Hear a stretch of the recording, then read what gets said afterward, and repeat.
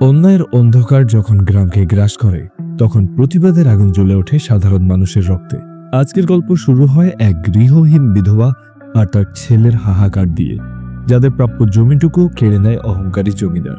সেই দিনের অপমান আর বাবার চিতার আগুন ছেলে বাচ্চার বুকে জন্ম দেয় এক কঠিন প্রতিজ্ঞা। দীর্ঘ সময় পর সেই ছেলে বড় হয়, কিন্তু গ্রামের দৃশ্যপট বদলায় না। জমিদারের শোষণে গ্রামবাসী যখন দিশেহারা, ঠিক তখনই পর্দার আড়াল থেকে শুরু হয় এক রহস্যময় আদি পুরুষ আদি বিরায়ার লড়াই। রক্ত, ত্যাগ আর প্রতিশোধের এই লড়াই কি পারবে শত বছরের জমিদারির প্রথা ভেঙে সাধারণ মানুষের অধিকার ফিরিয়ে দিতে? জানতে হলে দেখতে হবে 2026 সালে মুক্তি পাওয়া ল্যান্ডলর্ড সিনেমার কাহিনী। তো আর কথা না বাড়িয়ে, let's jump into the explanation. আপনি কি অনলাইনে আয়ের জন্য একটি ট্রাস্টেড বা নির্ভরযোগ্য প্ল্যাটফর্ম খুঁজছেন, কিন্তু বুঝতে পারছেন না কোথায় থেকে শুরু করবেন? তাহলে আপনার সমস্যার সমাধান হতে পারে জিতববিডি.com। এখানে আপনারা মাত্র 10 টাকা দিয়ে ভাগ্য পরীক্ষা করে দেখতে পারেন এবং জিতে নিতে পারেন 20 টাকা থেকে 1 লক্ষ টাকা। বিস্তারিত জানতে ভিজিট করুন www.jitbobidi.com অথবা পেন কমেন্ট চেক করুন। কাহিনীর শুরুতে আমরা একজন মহিলাকে রাতের বেলায় তার স্বামীর মৃতদেহ নিয়ে তাদের জমিদার বাড়িতে আসতে দেখি। সাথে তার ছেলে বাচ্চাও রয়েছে। মহিলা জমিদারকে বলে, আমার স্বামী আপনাকে 30 বছর ধরে সেবা করেছে। আপনার বাচ্চাদের কাপড় চোপড় থেকে শুরু করে ঘর মোছার সব কাজ করেছে। আপনি তাকে বলেছিলেন 2 একর জমি দেবেন। এই প্রতিশ্রুতির জন্য সে জীবনের শেষ নিঃশ্বাস পর্যন্ত সেবা করে গেছে। এখন সে মারা গেছে, তার উত্তরাধিকারী হিসাবে আমাদের সেই জমি দিন, যাতে আমরা ভালোভাবে বেঁচে থাকতে পারি। কিন্তু জমিদার বলে, 2 একর জমি দিলেও সে জমিদার হয়ে যাবে। এসব চাষাভুষা কি জমিদার হওয়ার যোগ্য? এদের সারা জীবন চাকরের জীবনই হতে হবে। এদের জমি দিলে তারা আমাদের আসনের সমান হবে। তো তাকে আমার চেয়ারে বসানোর যোগ্য কি তোমরা মনে করো? আর এই গ্রামের 2 জন জমিদার মোটেও সম্ভব না। এরা থাকবে আমার পায়ের নিচে, লাথির যোগ্য এরা। এইসব শুনে মহিলা রেগে গিয়ে বলে, আপনাকে আমি দয়ালু ভাবতাম, কিন্তু আপনি একটা পশুর চেয়ে অধম। এরপর সে তার ছেলেকে দেখিয়ে বলে, একদিন আমার ছেলের জমি নিয়ে দেখাবে, সেদিন আপনার অহংকার কোথায় যায় আমি দেখব। জমিদার তো আরো রেগে তাকে মেরে ধরে বের করতে বলে। বাচ্চা রেগে যাচ্ছিল, পারলে মারতে যায়, কিন্তু তার মা তাকে আটকায়। এরপর বাচ্চার মা তার স্বামীর চিতার সামনে দাঁড়িয়ে তার ছেলেকে প্রতিজ্ঞা করায় বাচ্চা যেন এই জমি আদায় করে আর নিজের নামে এই জমি করে, আর এই জমিতে নিজের হাতে ফসল উৎপাদন করে। বাচ্চার মাকে দেয়া হয়, আর তার আগে পর্যন্ত যেন তার সাথে কোনো কথা না বলে। এইদিকে বাবার চিতা জ্বলছে, অন্যদিকে মায়ের এমন প্রতিজ্ঞা, বাচ্চা যেন প্রতিশোধের আগুনে জ্বলে ওঠে। এইবার ঘটনা চলে যায় বহু বছর পরে। সেই জমিদার মারা গেছে, আর আজকে তার শেষকৃত্য সম্পন্ন করতে তার পরিবার আর সকল চাকর বাকর এক হয়েছে। এইখানে এক লোক তার অন্ধ মেয়েকে কোলে বসিয়ে রেখে জমিদারের মৃত্যু নিয়ে বিলাপ করতে থাকে। জমিদার ছিল তার বাবার মতো। অন্যদিকে কিছু দাসদাসীরা বলাবলি করতে থাকে, বড় জমিদারের কাপড় পাওয়া যাচ্ছে না, আবার ছোট জমিদার এসেও ব্যবস্থা করছে না। তখন গাড়িতে করে ছোট জমিদার আর তার বোন আসে, আর সাথে আরেকটা মেয়ে। ছোট জমিদারের বোন মেয়েটা বলে, তুমি আমার ভাইকে বিয়ে করলে তোমার গার্জিয়ানরা এই জমিকে নিজেদের বলে দাবি করতে পারবে। এরপর তারা দাসদাসী থেকে জানতে পারে এই কাপড় না পাওয়ার ঘটনা। সাথের মেয়েটা জিজ্ঞেস করে, একটা সামান্য পুরনো কাপড় নিয়ে এত কিছু করার কি আছে? আরো কাপড় আছে। তখন এক দাসী বলে, আমরা যদি মৃত জমিদারের কাপড় পরি, তবে তাদের কর্মফল আমাদের উপর আসবে, আর তার আত্মা নিশ্চিন্তভাবে স্বর্গে চলে যাবে। এটাই আমাদের প্রাচীন রীতি। শিক্ষিত মানুষগুলো এগুলো মানতে পারে না। আরেকজন বলে, তুমি কোথা থেকে আসছো জ্ঞান দিতে? আমাদের যেটা নিয়ম সেটাই। আমাদের জমিদারের আত্মা কি জায়গায় জায়গায় ধাক্কা খেয়ে বেড়াবে নাকি?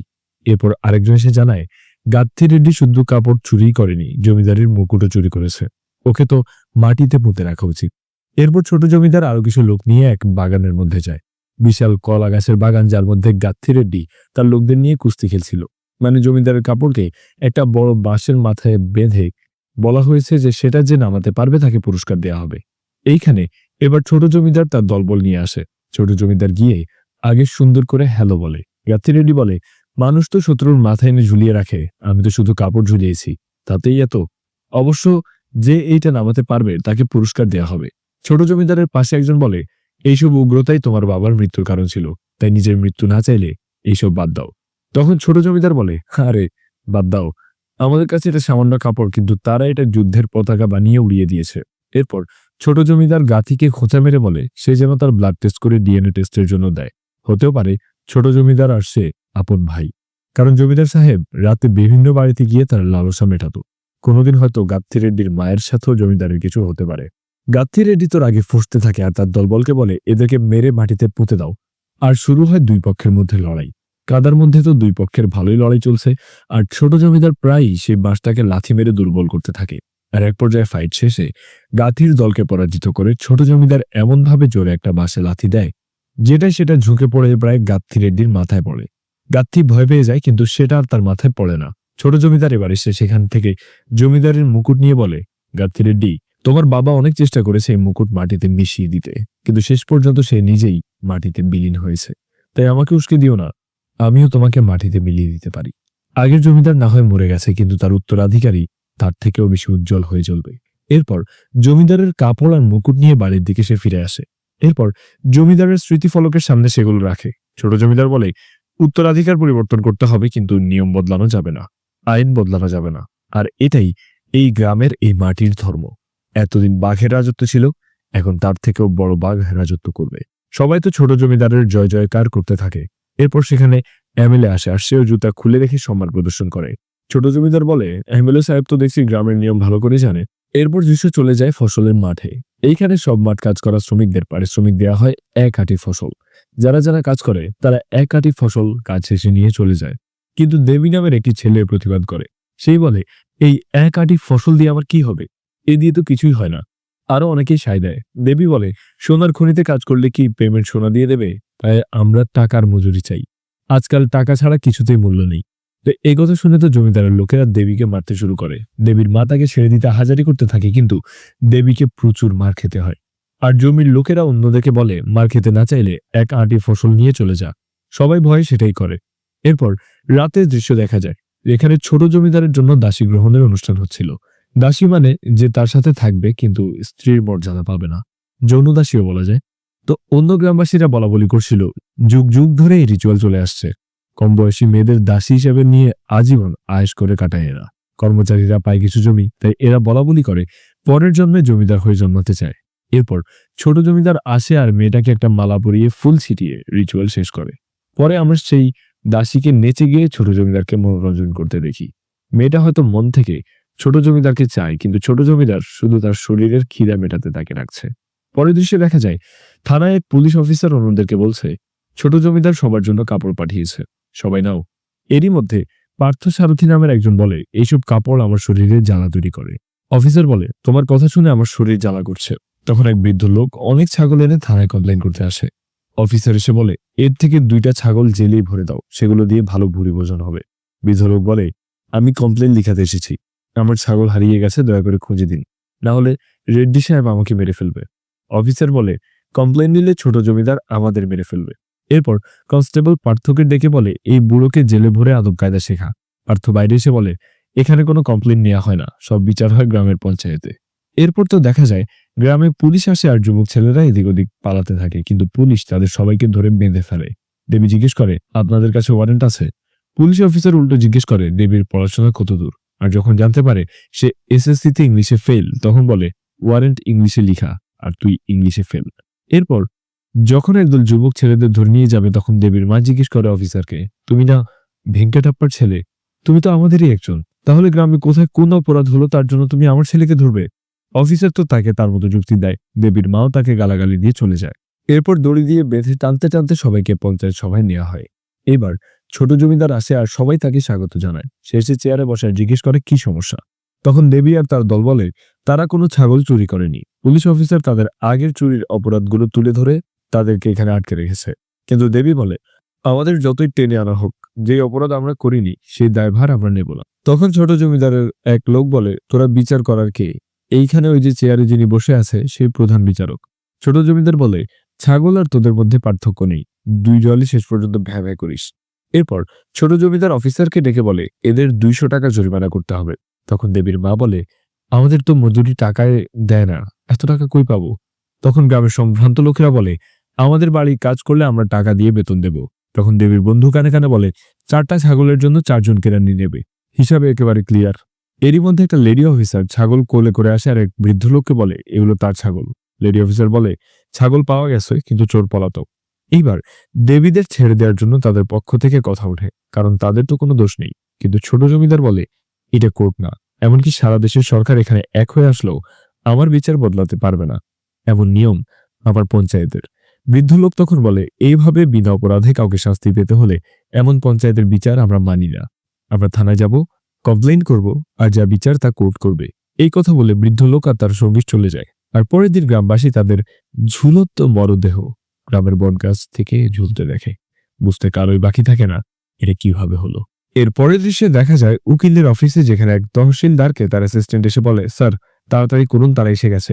তহসিলদার জিজ্ঞেস করে, অফিসার যাদের আসার কথা ছিল তারা? অ্যাসিস্ট্যান্ট জানায়, না, যে লোক আপনাকে জমি নিয়ে জ্বালাতন করতো সে তার দল নিয়ে এসেছে। এখানে আমরা দেখতে পাই রাচ্চাকে। সেই রাচ্চা এখন অনেক বড় হয়েছে আর তার বয়সও হয়েছে। এখন সে জমি পাবার জন্য লড়াই করে যাচ্ছে। আজ সে গান্ধীজির ছবি গলায় ঝুলিয়ে অনশন ধর্মঘট করতে এসেছে। তার এক সঙ্গী বলে, কিছু খেয়ে এসে সে ধর্মঘট করতে বসবে, কিন্তু রাচ্চা তাকে ঝাড়ি দিয়ে বলে, তুমি অনশন ধর্মঘট মানে জানো? এখানে খাবারের প্রশ্ন আসে কিভাবে?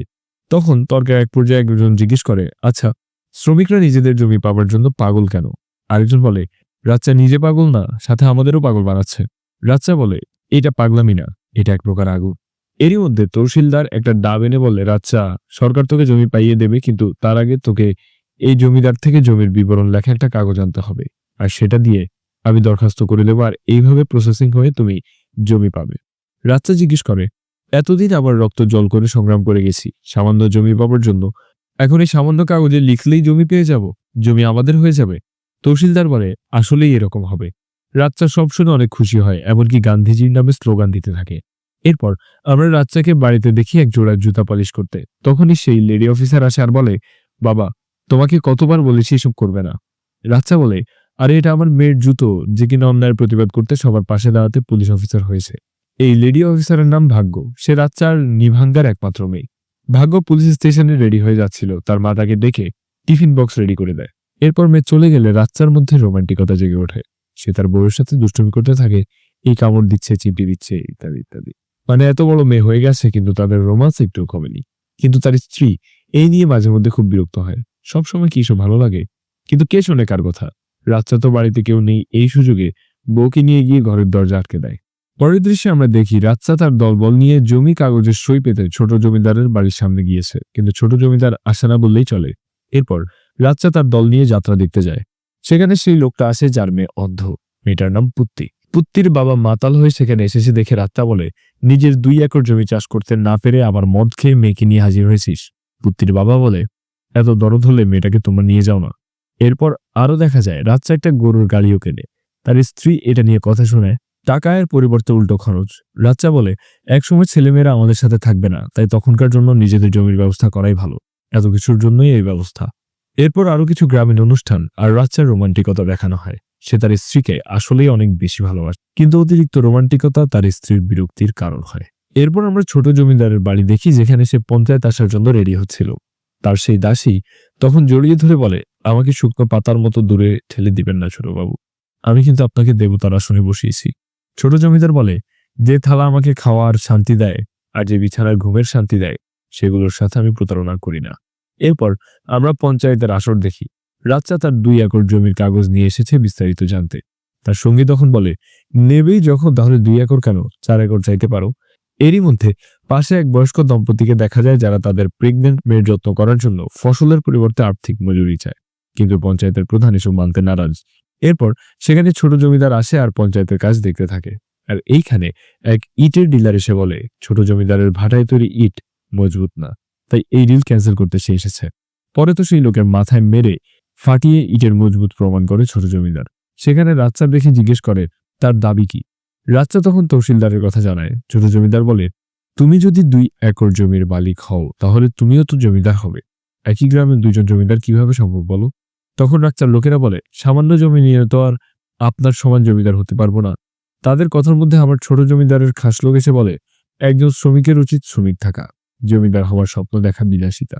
তো এইবার 2 পক্ষের মধ্যে মারামারির পর্যায়ে চলে যায়। দেবীও তর্ক করতে থাকে যে তার বাবা মুচি বলে তাকেও মুচি হতে হবে নাকি। এভাবে তো মারামারি আরো তীব্র হতে থাকে। দেবী তো বলেই বসে, শ্রমিক কেন জমিদার হতে পারবে না। এবার তো জমিদারের লোকেরা আরো মারধর করতে থাকে। আরো বলে, সাহস কত যে মুখে মুখে তর্ক করে, তা আবার ছোট জমিদারের সাথে। দেশের সব জায়গায় সরকারের নিয়ম চলে, কিন্তু এখানে ছোট জমিদারের কথাই শেষ কথা। রাচ্চা বলে, খাবারের প্রতি দানায় যেমন কারো না কারো নাম থাকে, তেমনি পৃথিবীর জমির প্রতি কণাতে তার মালিকের নাম অবশ্যই লেখা আছে, শুধু সময়ের অপেক্ষা। এরপর রাচ্চা দেবী এর এক পর্যায়ে চলে যেতে বাধ্য হয়। ছোট জমিদার তখন পঞ্চায়েত প্রধানের সাথে এই রাচ্চা আর দেবীকে নিয়ে আলাপ করে। রাচ্চা হলো বজ্রপাতের মতো, আর দেবী এক নতুন সূর্যের আলো যেন। জমিদার হতে 2 একর জমি লাগে না, একটা কণা পেলেও হওয়া যায়। আর এরা যদি জমি পায় তাহলে তাদের সম্মান নষ্ট হবে। তাই এরা যেন সুচাগ্র জমিও না পায় সেই ব্যবস্থা করতে হবে। রাতে গ্রামের সবাই মিলে গান বাজনার আয়োজন করে, নিজেদের মধ্যে এনজয় করে। পরের দিন সকালে আমরা নদীর পাড়ে দেবীকে মনমরা হয়ে বসে থাকতে দেখি। ভাগ্য তার সাথে কথা বলতে গেলে দেবী তাকে ব্যর্থতাগুলো বলে। এই যে জমি, তা তাদের হবে না, আর ঠিকমতো মজুরিও তারা পাচ্ছে না। এর থেকে তো মরে যাওয়া ভালো। ভাগ্য বলে, ইন্সপেক্টর, পুলিশ অফিসার আর কনস্টেবল পদের পার্থক্য কি জানো? আমি প্রায় 1 বছর এখানে পুলিশ অফিসার হিসেবে আসছি। এই গ্রামে তো সঠিক বিচার কখনো হয়নি। দেবী বলে, তোমার কি মনে হয় এরা আইনের কথা মেনে নেবে? ভাগ্য বলে, দেশ উন্নত হচ্ছে কারণ আইন সংবিধান মেনে চলে, কিন্তু এই গ্রাম কখনো উন্নত হয় না, কারণ এটা জমিদারদেরকে মেনে চলে। দেবী তখন বলে, এই গ্রাম যেদিন পঞ্চায়েতকে বাদ দিয়ে দেশের আইন মানবে সেদিন আমাদের আসল স্বাধীনতা হবে। এরপর দেবী গালে হাত দিয়ে ব্যথা অনুভব করে আর বলে, পঞ্চায়েতে আজ আমাকে অনেক মারা হয়েছে। ভাগ্য এবার তার গালের চুমু খায়। দেবী মজা করে বলে, তুমি দাঁড়াও, আমি আরো কয়েকটা থাপ্পড় খেয়ে আসি, তারপর তুমি আমার গালে আরো চুমু দেবে। ভাগ্য এবার তার গালে আলতো করে মারে। দেবী বলে, এখন তুমি আমাকে মারছো? পর ভাগ্য তাকে ধাক্কা মেরে নদীতে ফেলে দিয়ে বলে, উঠে আসার সময় কিছু মাছ ধরে নিয়ে এসো। এরপর আমরা পুত্তি আর তার বাবাকে হাসপাতাল থেকে বের হতে দেখি। ডাক্তার বলে দিয়েছে পৃথিবীর কোনো বড় ডাক্তার তার মেয়ের চোখ ভালো করতে পারবে না। এই নিয়ে সে অনেক কষ্ট পেয়েছে। তার চোখের পানি অনুভব করে পুত্তি বলে, কাঁদছো কেন বাবা? পৃথিবীতে সবার 2টো চোখ, কিন্তু আমার তো অনেকগুলো চোখ। গ্রামের সবার চোখই আমার চোখ। তুমি কষ্ট পেও না বাবা। এরপর পুত্তির বাবা পুত্তিকে নিয়ে আসে রাচ্চার বাড়িতে। তার হাতে কাগজ দেখে রাচ্চা জিজ্ঞেস করে, এসব কিসের কাগজ? পুত্তির বাবা বলে, এগুলো আমার জমির কাগজ রে। আমার বাবা এই জমি রেখে গিয়েছিল আমার জন্য। একজন কৃষকের জমিদার হবার অধিকার আছে, এই জমি আমি তোমাকে দিতে চাই। রাচ্চা বলে, এসব পুরনো কথা, নতুন কিছু বলো। আর কৃষিকাজ সেলফ রেসপেক্টের কাজ, এখানে দায়বদ্ধতা থাকলে সেটা চাকরির মতো হয়ে যায়। পুত্তির বাবা বলে, চাকরি না, তুমি সামান্য কিছু আমাকে দেবে তাতেই হবে। আমি এখন এই জমি চাষ করতে পারি না, তাই তুমি এর যোগ্য মনে করি।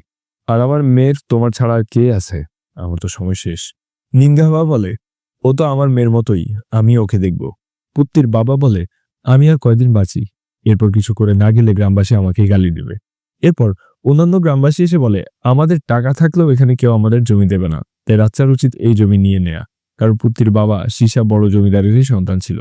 অবৈধ হোক, সন্তানই তো। রাচ্চা তো আবেগে কান্না করে দেয়। এতদিন 2 একর জমির জন্য কত হাজারি করেছে, আর এখন সেটা নিজেই চলে এসেছে। কিন্তু নিঙ্গাভা পুত্তির বাবাকে শর্ত দেয়, টাকা সে হাতে পাবে না, এটা পুত্তির নামে পোস্ট অফিসে অ্যাকাউন্ট করে জমা রাখা হবে, তার ভবিষ্যৎ সিকিউরিটির জন্য। পুত্তির বাবা রাজি হলে সবাই গিয়ে সব ফর্মালিটিস পূরণ করে, আর রাতে আবারও গান আর আনন্দের আসর বসায়। এদিকে রাতে সেই দাসী ছোট জমিদারের সামনে এসে এমন ভাব করে যেমন তার কোনো দাবি আছে। ছোট জমিদার বলে, তোমার এই কোমর নিয়ে তোমার উচিত আমাকে কাঁপিয়ে দেয়া, কিন্তু তুমি নিজেই কাঁপছো কেন? আরো বলে, আমার অন্ধকার জীবনে তুমি তো আলোর মতো, কিসের এত ভয়?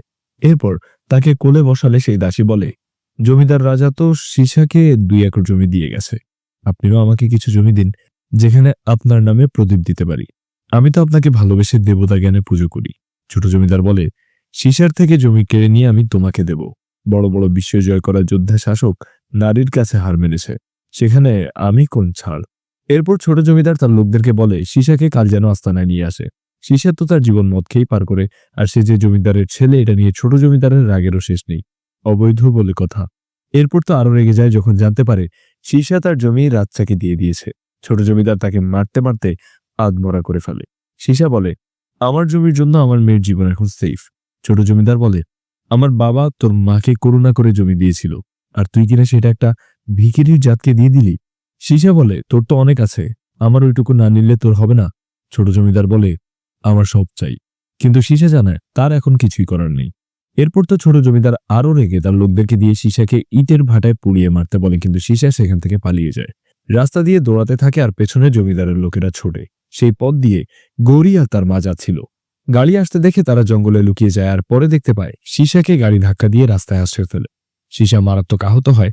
ছোট জমিদারের লোকেরা ভাবে মরে যাবে দ্রুত, তাই তারা চলে যায়। কিন্তু তারা চলে গেলে গৌরী আর তার মা এসে সীসাকে দেখে গ্রামের সবাইকে খবর দেয়। সবাই মিলে খাটিয়া করে হাসপাতালে নিয়ে আসে তাকে। ডাক্তারকে প্রায় পায়ে ধরে বের করে। সেখানেই গৌরী বলতে যাচ্ছিল সত্যি কথা, কিন্তু রাচ্চা তাকে থামিয়ে বলে, আমার বন্ধু মাতাল ছিল, রাস্তায় হোঁচট খেয়ে অ্যাক্সিডেন্ট করেছে। ডাক্তার বলে, আমাকে বোঝাতে হবে না কোনটা অ্যাক্সিডেন্ট আর কোনটা ইনসিডেন্ট।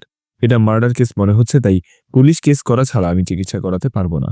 রাচ্চা ডাক্তারের পিছু পিছু রিকোয়েস্ট করে, কিন্তু নার্স তাকে বলে কথা শুনতে পান না নাকি, যান থানায় কমপ্লেন করে আসুন।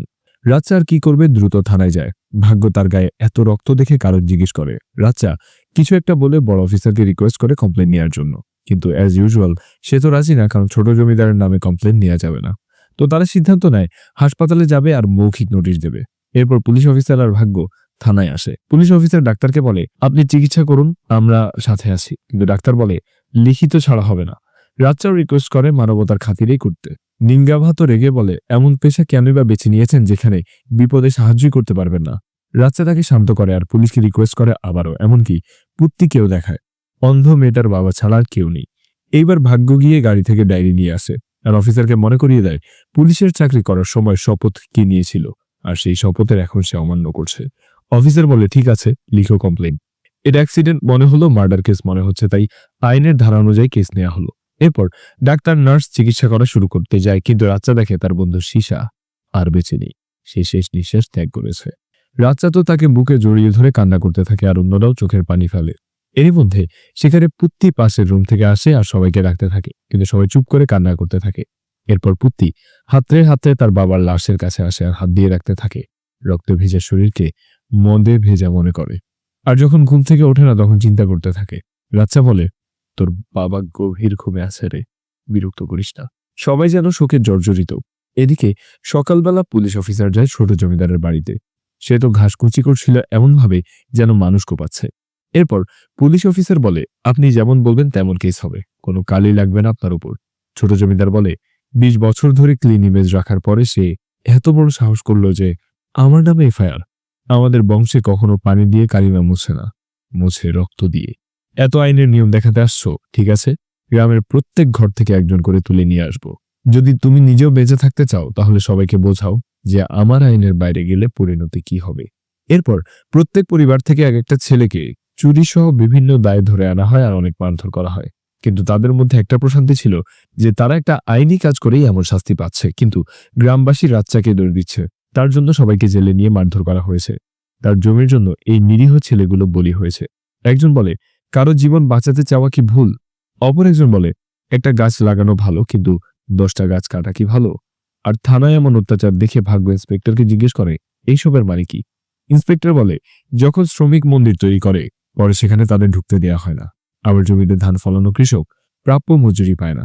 এইখানে ঈশ্বর আর পৃথিবী যদি চুপ থাকে তো আমার কাজে তুমি আর পার্থ কেন না কলাবে? আর কাল তো তুমি কেস ফাইল লিখে ঝামেলা করলে। বাইরে সবাই বলা বলি করছে, এভাবে আমরা যদি নির্দোষ হয়ে অত্যাচারিত হই, হয় ঈশ্বর নিজে আসুক, নইলে কাউকে পাঠাক। এরপর রাচ্চা এবং তার এক সঙ্গী যায় ছোট জমিদারের কাছে। ছোট জমিদার ইনসাল্ট করে রাচ্চাকে জমিদারের বাচ্চা বলে। ছোট জমিদার সার্কাস্টিক্যালি রাচ্চাকে জমিদার রাচ্চা বলে ডাকে। রাচ্চা নিজের ভুল স্বীকার করে আর নির্দোষ ছেলেদেরকে ছেড়ে দিতে বলে।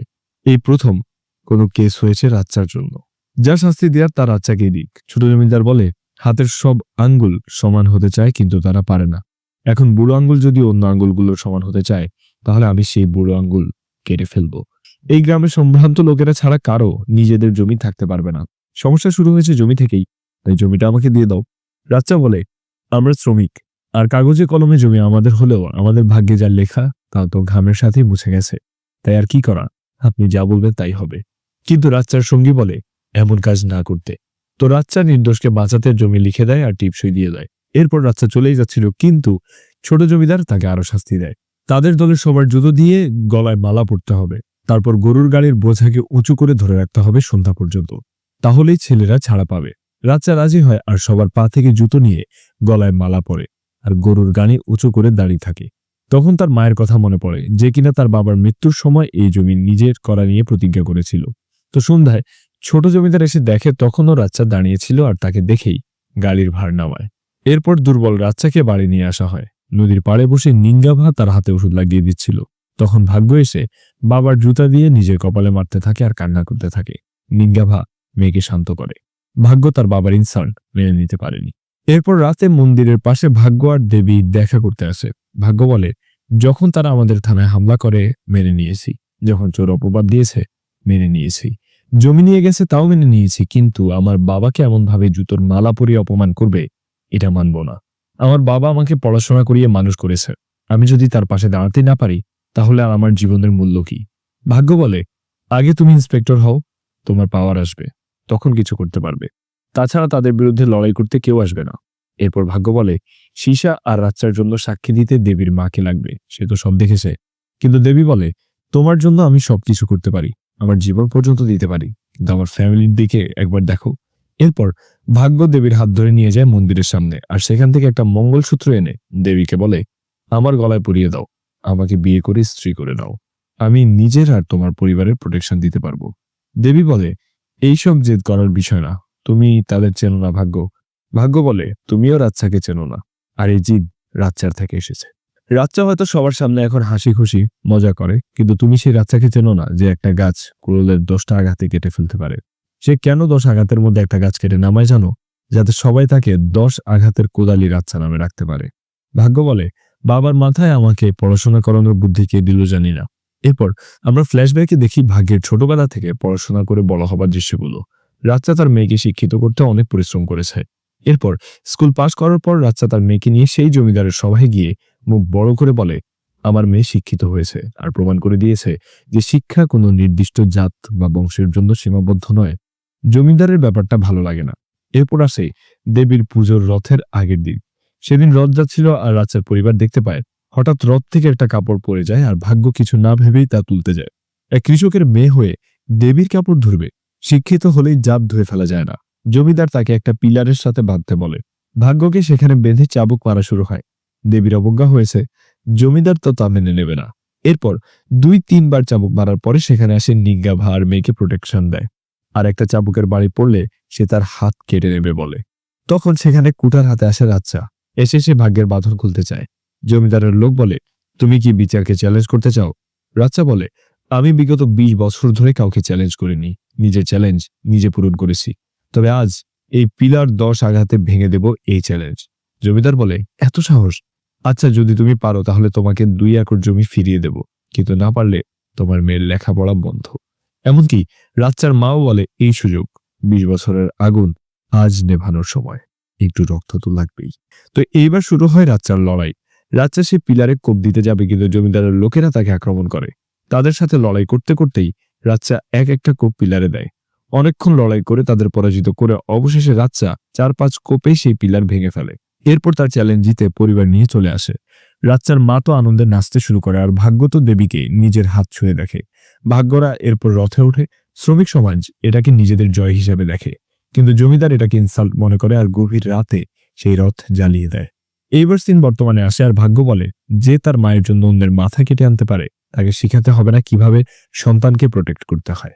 এরপর ভাগ্য আর দেবী মন্দিরে বিয়ে করে নেয় আর ঈশ্বরের আশীর্বাদ দেয়। এরপর ভাগ্য যায় বড় পুলিশ স্টেশনে। সেখান থেকে এসপিকে সব বিস্তারিত বলে, আরও পুলিশ ফোর্স নিয়ে আসে গ্রামকে নিরাপত্তা দিতে। এদিকে ছোট জমিদারের লোকেরা আরো অনেক শ্রমিকের টাকায় মজুরি চাওয়ার জন্য মারধর করে। সেখানে ভাগ্য পুলিশ ফোর্স নিয়ে আসে আর সবাইকে অ্যারেস্ট করে নিয়ে যায়। এরপর আমরা ভাগ্যকে সাইকেলে করে দেবীর বাড়িতে আসতে দেখি। তারপর তাদের মা বাবার আশীর্বাদে তাদের বিয়ে হয়। এরপর তাদের মধ্যে রোমান্টিক মুহূর্তগুলো গানের মধ্যে দেখানো হয়। পরে দেখা যায় গ্রামের লোকেরা তো রাচ্চাকে আর মেয়েকে প্রশংসা করে।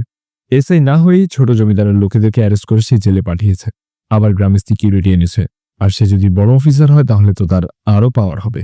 এরপর ভাগ্যের এসআই হবার এক্সাম দেওয়ার জন্য সে শহরে যেতে হচ্ছে, তাই সে অন্যান্য কনস্টেবলদের দায়িত্ব দিয়ে চলে যায়। ভাগ্য এক্সাম দিচ্ছিল তখন রাচ্চা কেন্দ্রের সামনে বসেছিল। এরপর ভাগ্য বের হলে জিজ্ঞেস করে এক্সাম কেমন হলো, এসআই হতে পারবে? ভাগ্য জানে তার এক্সাম ভালো হয়েছে। এরপর ভাগ্য সেখানে গ্রামের দায়িত্বে থাকা কনস্টেবলদের একজনকে দেখি জিজ্ঞেস করে এইখানে কেন? কনস্টেবল জানায় গ্রামে নাকি সিকিউরিটি লাগবে না, সেখানে পুলিশ স্টেশনে জানিয়ে পাঠিয়ে দেওয়া হয়েছে। ভাগ্য একটু অবাক হয়। তখন কনস্টেবল জানায় আজ ছোট জমিদারের ছেলেকে ছেড়ে দেওয়া হবে, সাবধানে থাকবেন। রাতে সব দল একসাথে রাগে ফুঁসতে থাকে। গ্রামের জন্য একটা স্টেশন দরকার, তাই দেয়া হয়েছে। এখন সে আমাদের অ্যারেস্ট করালো। আরেকজন বলে এই গ্রামে আগুন জ্বালিয়ে দিতে হবে। গাড়ি নিয়ে তারা গ্রামের দিকে ছুটে যায়। সবাই যে যার মতো পালাতে থাকে। প্রথমে তারা দেবীদের ঘরে যায়, অন্যরা চারদিক থেকে ঘিরে ধরতে থাকে গ্রামকে। দেবীদের ঘরে এসে দেবীকে প্রচুর মারধর করতে থাকে, আর তাকে বাঁচাতে গিয়ে গৌরী ও তার মাও অনেক আহত হয়। এদিকে নিঙ্গাভা পালাতে পালাতে পুত্তির কথা তার মনে পড়ে, কিন্তু পুত্তি তো দেখতে পায় না, চারপাশে শত্রু, আগুন, কিছুই সে দেখে না। আর তখন একজন অস্ত্র নিয়ে তার গলা কাটতে যায়।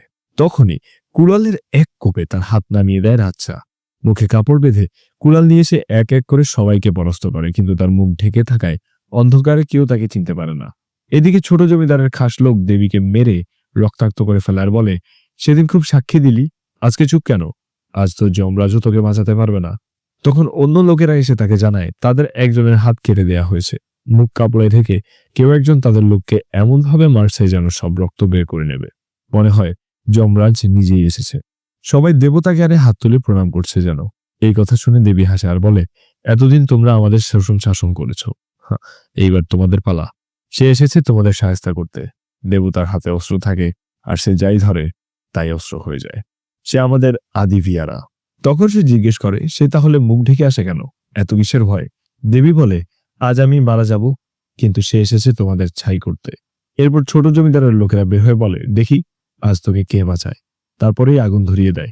এই মধ্যে ভাগ্য পুলিশ নিয়ে আসে আর এরা পালিয়ে যায়, কিন্তু দেবী ঘরের মধ্যে রয়ে যায়। ভাগ্য এসে তাকে বাঁচাতে ছুটে যায়, কিন্তু রাচ্চা আটকায়। দেবীর চোখে কাতর হয়ে কান্না করতে থাকে সে, আর রাচ্চার চোখে যেন আগুন জ্বলে ওঠে। এরপর দিন দেবী গৌরী আর তাদের মায়ের পোড়া লাশ বের করা হয়। সবাই শোকে কাতর। ভাগ্য তো নিজেকে ক্ষমা করতেই পারছে না, তার পুরনো স্মৃতি মনে পড়তে থাকে। এরপর 3 জনের লাশ নিয়ে অন্তিম সৎকার করা হয়। ভাগ্য 2 দিন শোকে কাতর হয়, এরপর বের হয় তার বিবাহিত রূপে। সে তো শুধু দেবীর মা বোনকে জানিয়ে বিয়ে করেছে, নিজের মা বাবাকে জানায়নি। এখন নিজের মেয়ের এই বিধবা আচার অনুষ্ঠান করতে দেখে নিঙ্গাবা দ্রুত রাচ্চাকে ডেকে এনে এসব দেখায়। রাচ্চাও অবাক যে তার মেয়ে কাজ করছে, আর বাবা মাকে কিসের ভয়ে সে জানায়নি। ভাগ্য তার বাবার কাছে এই কথা না জানানোর জন্য ক্ষমা চেয়ে কান্না করে। তার মা তো বলে, আমার মেয়ের জীবন শুরু না হতেই শেষ হয়ে যেতে পারে না। রাচ্চা তাকে সান্ত্বনা দেয় আর মেয়ের ভালো চিন্তা করতে বলে। তারা মেয়েকে জন্ম দিয়ে মানুষ করেছে ঠিকই, কিন্তু কিছু সিদ্ধান্ত তাকে একাই নিতে দিতে হবে। রাচ্চা তার স্ত্রীকে সান্ত্বনা দেয়। ভাগ্য মা বাবার পা জড়িয়ে ধরে কাঁদতে থাকে। এদিকে এমএলএ আসে ছোট জমিদারের সাথে দেখা করতে। ছোট জমিদার তাকে বলে, কাল যেন পঞ্চায়েতের সাক্ষী মোটে উল্টো পাল্টা না হয়। এমএলএ পর্যন্ত এই জমিদার বংশকে ভয় পায়। পরের দিন পঞ্চায়েতের আসরে ছোট জমিদারের দল নিষ্পাপ আচরণ করে। তাদের উপর নাকি আগেই ওই আদি ভিয়ারা হামলা করেছিল। তাদের দোষ নেই। এবার প্রশ্ন আসে, এই আদি ভিয়ারাটা আসলে কে? অফিসার বলে, সে নাকি কুড়াল দিয়ে আক্রমণ করে, আর আগুন ধরিয়েছে সেই।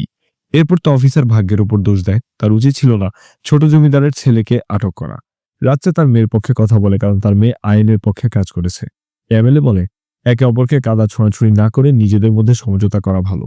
ভাগ্য এবার বলে, কিসের সমঝোতা? তার আক্রমণ করে আগুন ধরিয়ে দিল, মেরে ফেলল, এসব কিছুই না। এবার ছোট জমিদার খেপে গিয়ে বলে, তুমি এফআইআর করে এই আগুনের শুরু করেছো, তো এখন কার বিরুদ্ধে কেস দেবে? উপযুক্ত প্রমাণ কই? কে এই কাজ করেছে? এরপর তো পুলিশ অফিসারদেরকে থ্রেট দিতে শুরু করে। তখন এমএলএ তাকে শান্ত করে আর পঞ্চায়েতের বিচার মেনে নিয়ে চুপচাপ যেতে বলে। এরপর ছোট জমিদার বলে, এই ঘটনা ঘটছে, ভবিষ্যতে যাতে না হয় সেদিকে খেয়াল রাখতে হবে। আহতরা সরকারি সাহায্য পাবে, আর আদিভিয়ারাকে যেখান থেকেই পারুক পুলিশ ধরে আনতে হবে। অন্যদিকে ভাগ্য আর পার্থের করা এফআইআর তুলে নিতে হবে, আর জরিমানা 500 টাকা দিতে হবে। 80 দশকে 500 টাকা মানে অনেক টাকা। তো এই আদেশ শুনে ভাগ্য তো শকড। রাচ্চার সঙ্গী রাচ্চার মেয়েকে বাড়ি নিয়ে যেতে বলে। রাচ্চা মেয়েকে টানতে টানতে নিয়ে যায়। রাতে রাচ্চা তার সঙ্গীদের বাড়ি এসে অভিযোগ করে। এইসব মেনে নেওয়া যায় না। তখন তার সঙ্গী এই পুলিশ স্টেশন হবার ইতিহাস বলে। আরেক গ্রামে শিবা রেড্ডি এখানে পঞ্চায়েতের আসন পাবার জন্য অনেক লড়াই করে, কিন্তু শেষ পর্যন্ত না পেরে সে হাল ছেড়ে দেয়। একবার সে দেখে চন্দন কাঠ চোরাচালানকারীরা তাদের গ্রামকে শর্টকাট বানিয়ে পার হয়। এই সূত্র ধরে শিবা রেড্ডি নিরাপত্তা বাড়াতে দিল্লিতে গিয়ে আপিল করে, আর পুলিশ স্টেশন আরও অর্থ পায়।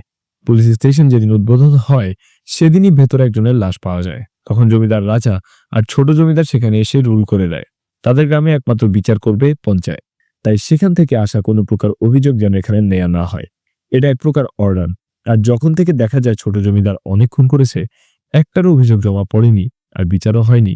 এইবার এইসব বলা শেষ করে রাচ্চার সঙ্গী তাকে চুপ থাকতে বলে, কারণ বিচার চাইলেই বিচার পাওয়া যাবে না, উল্টো জীবন নিয়ে টানাটানি হবে।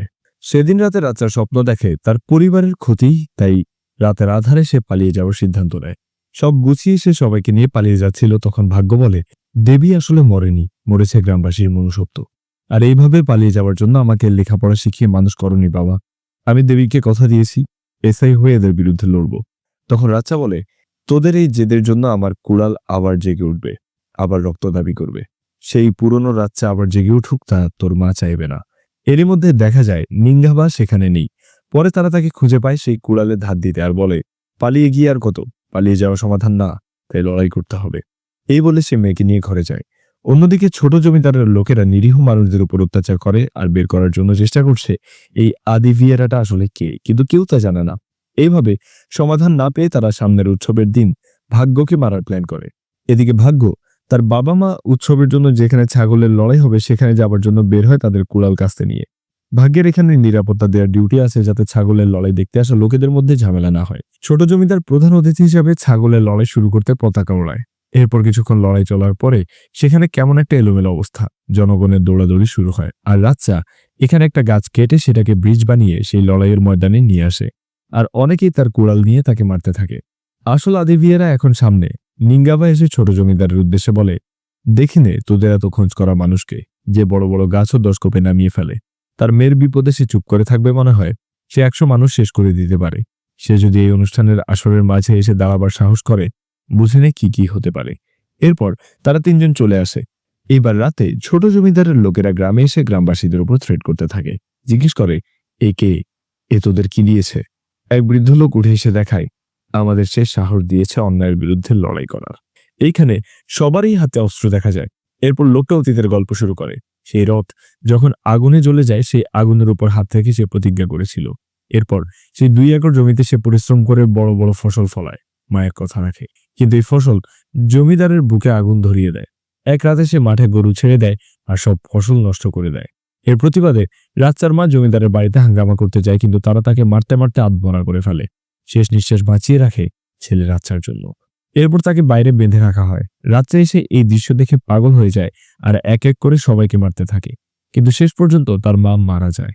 এইবার রাচ্চা পুরোপুরি অমানুষ যেন হয়ে ওঠে, এমনকি শেষ অবধি সেই জমিদারকেও সে কুড়াল দিয়ে কুপিয়ে মেরে ফেলে। এরপর সেখান থেকে বেরিয়ে আসে আর গ্রামবাসীর উদ্দেশ্যে বলে, শিক্ষা তোমাকে উচ্চ আসনার অর্থ দেবে, তাই কলম তুলে নাও। এরপর তার মায়ের লাশ নিয়ে চলে যায়। এরপর সিন বর্তমানে আসলে নিঙ্গাভা বলে, এরপর তার ওই রূপ আর কেউ দেখেনি। এরপর তার 7 বছরের জেল হয়, আর জেল থেকে ফিরে এসে সে শান্ত জীবন যাপন করে। গ্রামবাসী তখন ছোট জমিদারকে বলে, এখনই ভালো হয়ে যাও, নইলে রাচ্চা তোমাকে ভালো করবে। পরের দিন রাচ্চা যখন ঘরের কাজ করছিল, তখন বড় জমিদারের মেয়ে শোভা সেখানে আসে। আর তার দাবি, ছোট জমিদার একমাত্র রাচ্চাকেই ভয় পায়, তাই তার ভালোবাসা বাঁচাতে এখন স্রষ্টা না রাচ্চাই ভরসা। রাচ্চা বলে, নারীর কখনো স্রষ্টাবাদে কারো কাছে আঁচল পেতে ভিক্ষা করতে নেই, শত্রুর বুকে লাথি মেরে অধিকার আদায় করতে হবে। এইদিকে ছোট জমিদার আর তার লোকেরা মিলে শোভার প্রেমিককে মারতে থাকে, কারণ সে সাধারণ ঘরের হয়েও জমিদার বাড়ির ঘরের মেয়ের দিকে হাত বাড়িয়েছে। তখন সেখানে কুড়াল নিয়ে আসে রাচ্চা আর তার দল। শোভাকে ছোট জমিদারের কাছে আসতে বলে। এইসব মানুষকে বিশ্বাস করতে নিষেধ করে, কিন্তু রাচ্চা কয়েকজনকে মেরে সোজা করে দেয়। এরপর বলে, আইনে আছে পূর্ণবয়স্ক ছেলে মেয়ে চাইলে নিজেদের ইচ্ছে বিয়ে করতে পারে, দেখি তাদের কে ঠেকায়।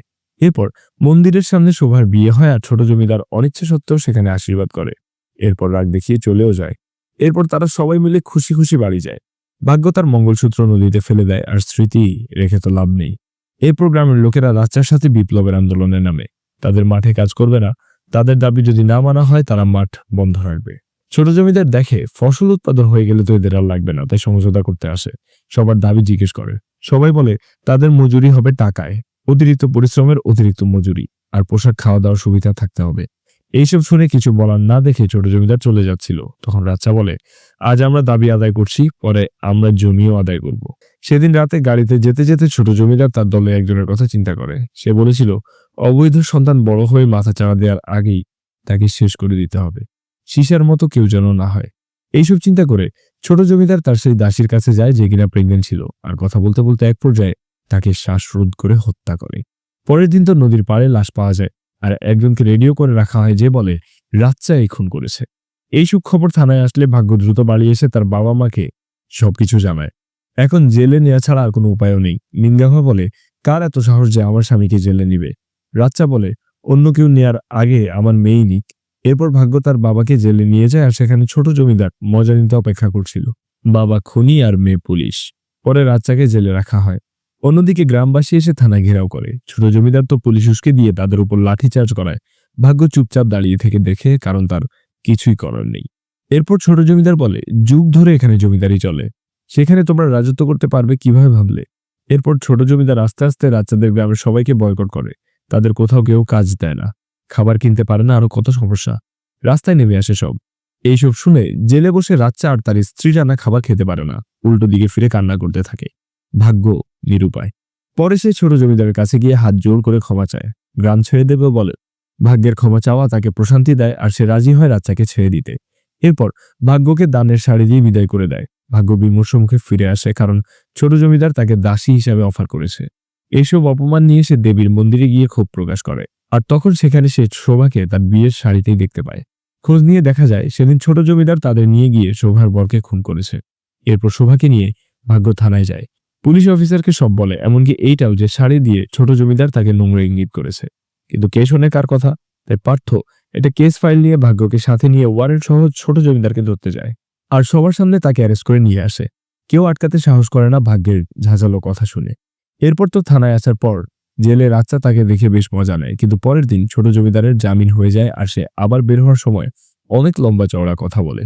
এরপর রাগে গজগজ করতে করতে ছোট জমিদার বাড়ি আসে, সবার উপর রাগ দেখাতে থাকে আর রুমে গিয়ে সব এলোমেলো করে আয়নার সামনে দাঁড়িয়ে বলে, আমি তো পুরুষ, সামান্য নারী কেন আমাকে অপমান করবে? এর বদলা না নিলে আমার পুরুষত্বের অপমান। এরপর এক পর্যায়ে রাচ্চা মুক্তি পায়, কিন্তু সে যখন তার সঙ্গীর সঙ্গে ফিরছিল তখন তাকে আক্রমণ করে জমিদারের লোকেরা, কিন্তু তার সঙ্গী তাকে বাঁচাতে থাকে। কিন্তু এক পর্যায়ে সেই সঙ্গী তাকে ছুরি মারে, কারণ সেই সিনিয়র সবাই তার লিডারশিপ না মেনে রাচ্চাকে মানতে শুরু করেছে। আর এই রাগের সাথে এমএলএ আর ছোট জমিদার লোক দেখিয়ে তাকে উস্কে দিয়েছে রাচ্চার উপর। রাচ্চা ভাবতেও পারেনি এত কাছের মানুষ এভাবে ধোকা দেবে। এদিকে দাসী গ্রহণের অনুষ্ঠানে যখন রিচুয়াল করতে ছোট জমিদারকে ডাকা হয়, সে এসে দাসীদের সাথে ভাগ্যকে জোর করে বসিয়ে দেয়। তার সম্মান সে আজ নষ্ট করবেই। আর সেভাবে সে রিচুয়াল শুরু করে। নিঙ্গাভা এসে আটকানোর চেষ্টা করে, কিন্তু তাকেও জমিদারের লোকেরা মারতে থাকে। কেউ তাকে সাহায্য করে না। অবশেষে দেখা যায় গরুর গাড়িতে করে রাচ্চা চলে আসে আর সবাইকে তার কুড়াল দিয়ে মারতে থাকে। কিন্তু ভাগ্যের রিচুয়াল থামানো হয় না। রাচ্চা লড়াই করতে করতে এক সময় ছোট জমিদারের কাছে পরাজিত হয়ে মাটিতে পড়ে যায়। নিঙ্গাভা অনেকবার ডাকে, কিন্তু সে সাড়া দেয় না। তবে যখন ভাগ্যের রিচুয়াল শেষ হবে সেই মুহূর্তে রাচ্চা তার কুড়াল নিয়ে তেলে আসে আর সবাইকে মারতে থাকে। শেষ পর্যন্ত ছোট জমিদার, পুলিশ ইন্সপেক্টর, এমনকি এমএলএ তিনজনকে একসাথে বসিয়ে দাসী নির্বাচনের অনুষ্ঠানের মতো করে গলায় মালা পরিয়ে অপমান করা হয়। আর গ্রামবাসীর উদ্দেশ্যে আসল আইন নিয়ম কি সেই সম্পর্কে সোচ্চার ভাষণ দেওয়া হয়। আর শেষ পর্যন্ত ওই তিনজনকেই জেলে নেওয়া হয়, যদিও ছোট জমিদারের তেজ তখনও কমে না। আর গ্রামবাসীকে নিয়ে রাচ্চা ফিরে আসে রাজার মতো। আর এইখানেই এই গল্প আর ছোট জমিদারের একচেটিয়া জমিদারির সমাপ্তি ঘটে। তো প্রিয়জনেরা, এই ছিল আমাদের মুভি এক্সপ্লেনেশন। আজকের ভিডিও আপনাদের কেমন লাগলো তা জানাতে ভুলবেন না। যদি ভালো লাগে তাহলে লাইক করুন এবং শেয়ার করুন আপনার বন্ধুদের সাথে। কমেন্টে কিন্তু অবশ্যই মতামত জানাবেন। গল্পটি আমি শোনাচ্ছিলাম আপনাদের সাইফ ভাই। আমি অপেক্ষা করি আপনাদের কমেন্ট পড়ার জন্য। Please leave a comment. তো আজকে এই পর্যন্তই। শীঘ্রই দেখা হবে আবার অন্য কোনো ভিডিওতে।